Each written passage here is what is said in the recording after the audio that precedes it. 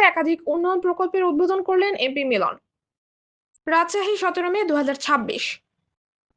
রাজশাহীর মোহনপুর উপজেলা বিভিন্ন এলাকায় সড়ক ও সেতু উন্নয়ন কার্যক্রমে গতি আনতে একাধিক প্রকল্পের উদ্বোধন করেছেন রাজশাহী 3 পবা মোহনপুর আসনের সংসদ সদস্য অ্যাডভোকেট শফিকুল হক মিলন। রবিবার 17 মে দিনব্যাপী আয়োজিত এক কর্মসূচিতে প্রধান অতিথি হিসেবে উপস্থিত থেকে তিনি এসব উন্নয়ন কাজের আনুষ্ঠানিক উদ্বোধন করেন।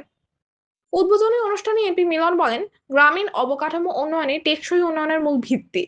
সড়ক ও সেতুর উন্নয়ন হলে কৃষি, শিক্ষা, স্বাস্থ্য সহ সব খাতেই ইতিবাচক পরিবর্তন আসে।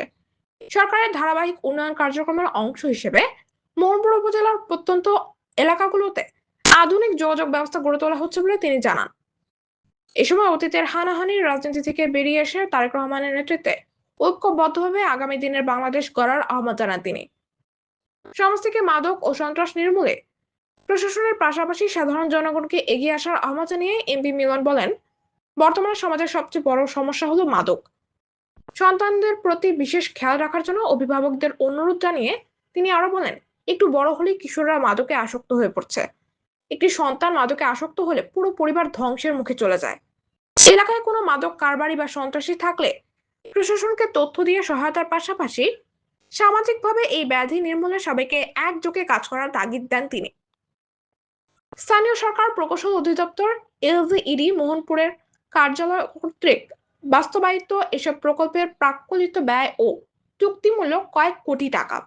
প্রকল্পগুলোর মধ্যে রয়েছে খয়রা চাঁদপুর সড়ক উন্নয়ন, চেইনিজ 1000-2675 মিটার, বেলগাছি মোগরোয়েল সড়ক উন্নয়ন, চেইনিজ 1290 থেকে 3130 মিটার, পালসা কুড়িনাপাড়া বিএমডিএ ডিপ ভিনগর সড়ক, চেইনিজ 00770 মিটার, বড়াইল আর&এইচ সরইল নিমতলা ব্রিজ সড়ক, চেইনিজ 1000 থেকে 2000 মিটার। এসব প্রকল্প বাস্তবায়িত হলে দীর্ঘদিনের ভোগান্তি লাঘব হবে বলে আশাবাদ ব্যক্ত করেছেন স্থানীয় বাসিন্দারা। এলাকাবাসী জানান, দীর্ঘদিন ধরে এসব সড়ক ও সেতুর অভাবে বিশেষ করে বর্ষা মৌসুমে যাতায়াতে তাদের চরম দুর্ভোগ পোহাতে হতো। উন্নয়ন কাজগুলো শেষ হলে মোহনপুর উপজেলার গ্রামীণ যোগাযোগ ব্যবস্থা আরো গতিশীল হবে এবং এলাকার সার্বিক আর্থসামাজিক উন্নয়নে নতুন দিগন্ত উন্মোচিত হবে বলে সংশ্লিষ্ট মহল মনে করছে।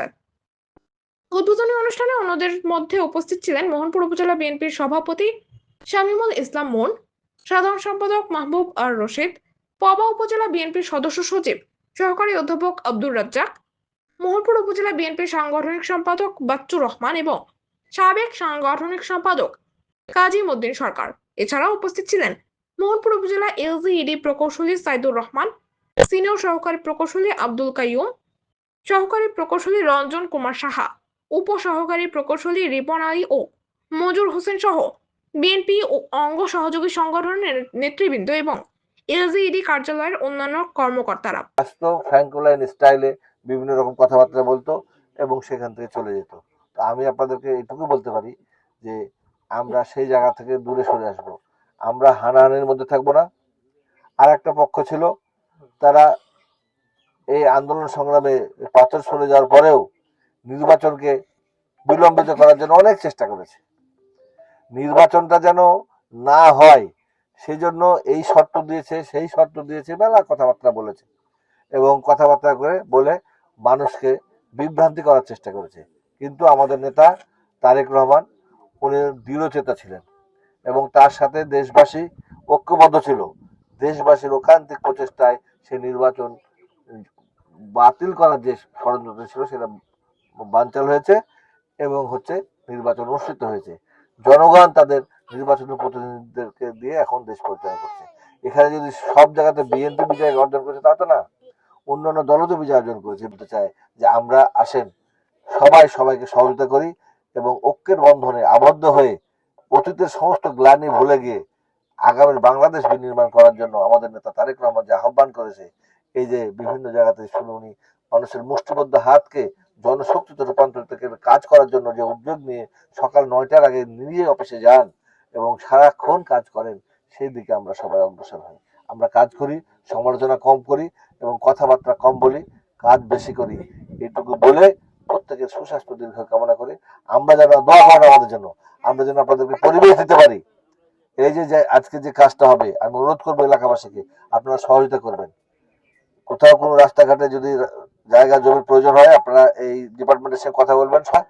আপনাদের অনুরোধ করব যে আমরা সেই রকম মানুষ না যে আমাদের জন্য আলাদা কোনো বাজেট রাখতে হবে, আমরা সেরকম কাজ করি না। আল্লাহ তাআলা আমাদেরকে যখন এই দুনিয়াতে পাঠিয়েছেন তখনই তিনি সবকিছু নির্ধারণ করে পাঠিয়েছেন, এটা বিশ্বাস করি। এবং উনি আমাদের রুজি থেকে শুরু করে সবকিছু উনি দেখার মালিক। সেজন্য আমরা নতুন করে এই কোনো বিশৃঙ্খলা হোক সেরকম যেন কোনো কর্মকাণ্ড না হয়, সেজন্য আপনারা সবাই সচেতন থাকবেন।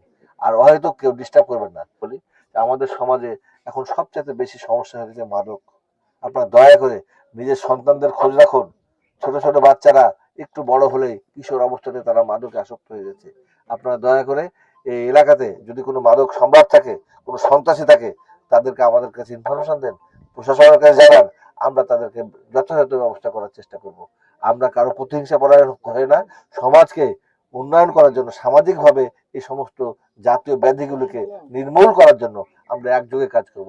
আপনারা দয়া করে এই ব্যাপারে সচেতন থাকবেন। একটা পরিবারে যদি একটা মাদকাসক্ত সন্তান হয়ে যায়, সে পরিবারের আর কিচ্ছু থাকে না, পর্যায়ক্রমে সব ধ্বংসের মুখে চলে যায়। সেখান থেকে আপনারা সবাই যেন ফিরে আসতে পারেন, এটুকু বলে এখানে আমাদের